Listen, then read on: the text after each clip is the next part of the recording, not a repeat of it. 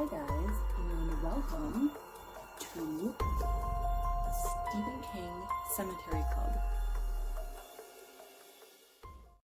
Hi guys, we are now halfway through Night Shift, so we are on the 6th story, which is The Boogeyman. This story begins with Dr. Harper, who is a therapist of some kind, and his patient Lester Billings. Lester's a new patient who just wants to come in and tell his story. He feels like he has been mostly responsible for the deaths of his 3 children, Denny, Shirley, and Andy. Lester is 28, he's divorced from his wife Rita, and all 3 of his children died quite soon, one after the other. They were all infants at the time of their deaths. So he is in there talking to the therapist, and he gets very agitated because the closet door is shut, and he demands that the doctor open the door so he can see what's in the closet. It's just coats and shoes, normal closet stuff. And then Lester starts telling his story. His first child who died was named Denny, and Lester is very unlikable. He's very strict. He has a lot of ideas about how things should go. Denny was in his own room in a crib. He got really freaked out about being left alone. He wanted a nightlight.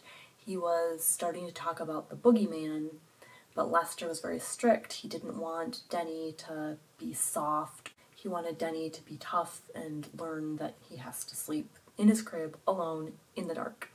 Denny died when he was 3, and he looked like he had been scared to death. And the closet door that Lester knew had been closed was cracked open. So he started getting suspicious. The doctors said that it was crib death, no weird element to it. It was a natural death, just crib death. So the next child, Shirley, she was moved into Denny's room, into his crib. Same thing, she started freaking out about the boogeyman. Lester imagined that she was trying to say something about claws, and she was very uncomfortable with the arrangement. But Lester was firm, and he said that she had to learn, she had to sleep in the room alone. She died from choking on her tongue, which the doctors attributed to convulsions. So Shirley was their last child. They weren't going to have any more. Lester and Rita agreed to this, but Rita got pregnant, and it's implied that she may have gotten pregnant on purpose, but it's not proven. But I think that Lester is pretty convinced that Rita got pregnant. And that third child is Andy. They moved, so they relocated themselves. They're no longer in the house where the 2 children had died. They are in a completely different neighborhood. And now Lester is getting really concerned about the boogeyman. Quote, "I started to think, that it lost us for a while when we moved. It had to hunt around, slinking through the streets at night and maybe creeping in the sewers, smelling for us. It took a year, but it found us." That's on page 101. So as Lester Billings is telling the doctor this story of his children, he's becoming very over-the-top, combative, super aggressive. He is saying things to the doctor, demeaning things, mean things. He's a very unsympathetic character. Even though his children have died, he's just so douchey. Andy, as it turns out, was the child that he liked the most.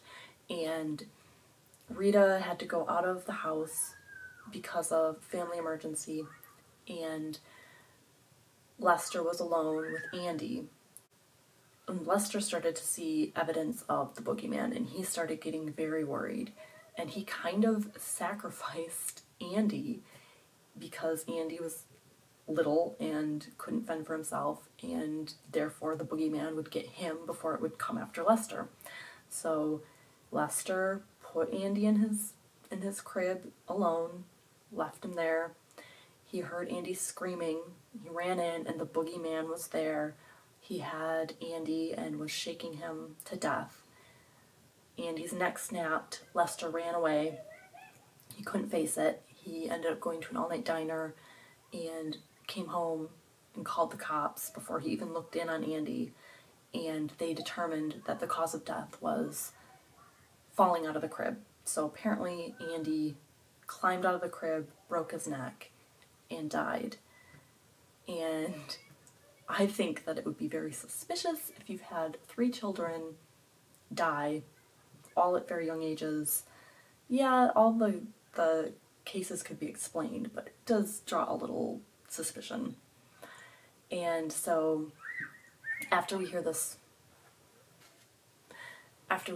his stories, the doctor is telling Lester that he definitely needs to make an appointment. He needs to continue coming in for sessions.